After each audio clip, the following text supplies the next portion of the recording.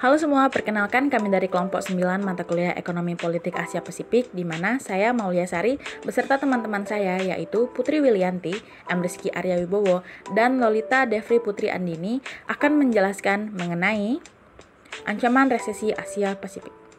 Presiden Joko Widodo beberapa waktu lalu ini mengatakan ada sejumlah lembaga internasional memperkirakan bahwa akan ada 60 negara yang berpotensi bangkrut. Setidaknya ada 42 negara dari 60 tersebut yang sedang menuju kondisi itu. Apa kira-kira penyebab banyaknya negara yang berpotensi bangkrut? Lalu muncul pertanyaan, bagaimana dengan Indonesia? Setelah melihat berita di atas, kira-kira kalian semua pada tahu nggak sih apa itu resesi? Kalau masih bingung, coba kita tonton video berikut. You're my praise, you're my muse, you're a nice flaw view. I don't see nobody but you.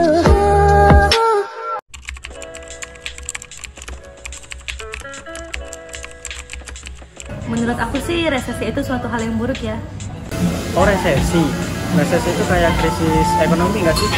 Resesi itu perekonomian suatu negara yang melambat.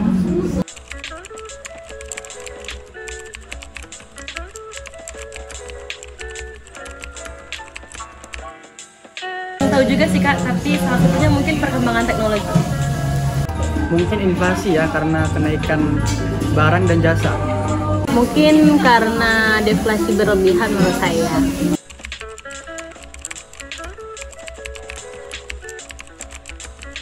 Kayaknya kalau terkena resesi aku bakalan pindah dari Indonesia. Waduh, kurang tahu juga sih Kak sebenarnya kalau masalah itu. Wah, parah. Kalau bener-bener resesi, susah sih. Jadi gimana nih setelah mendengar pendapat dari teman-teman kita? Kira-kira kalian masih pada bingung belum apa itu resesi? Kalau masih bingung, mari kita simak sama-sama penjelasan berikut ini.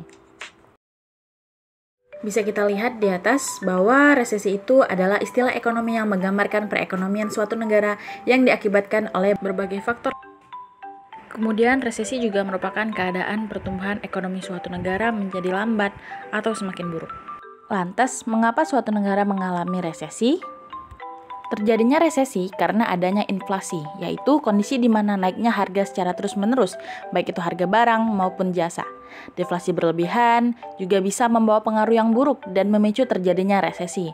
Serta gelembung aset pecah yang dimana terjadi karena investor mengambil langkah secara gegabah. Kemudian perkembangan teknologi juga dikarenakan penurunan lapangan pekerjaan yang banyak digantikan oleh teknologi. Dan guncangan ekonomi yang mendadak ditandai dengan menurunnya daya beli yang disebabkan kesulitan finansial serta masalah serius lainnya seperti hutang. Dampak yang ditimbulkan juga tak main-main. Bagi pemerintah dituntut untuk membuka lapangan pekerjaan sebanyak-banyaknya, alhasil pinjaman pada bank asing kian meroket. Kemudian perusahaan, menurunnya daya beli masyarakat yang berimbas pada penurunan pendapatan dan mengancam arus kas. Dan pekerja, area bisnis yang ditutup serta efisiensi pegawai yang dilakukan untuk menekan biaya operasional membuat banyak orang kehilangan pekerjaan akibat adanya PHK. Kira-kira pernah ada nggak negara yang mengalami resesi? Jawabannya adalah Zimbabwe. Zimbabwe merupakan salah satu negara di Afrika bagian selatan. Negara ini awalnya dikenal sebagai negara yang kaya akan pangan dan berlian. Bahkan negara yang beribu kota di Harare ini pernah menjadi lumbung pangan di Afrika. Krisis ekonomi yang terjadi di Zimbabwe merupakan krisis ekonomi terparah dalam sejarah perekonomian dunia.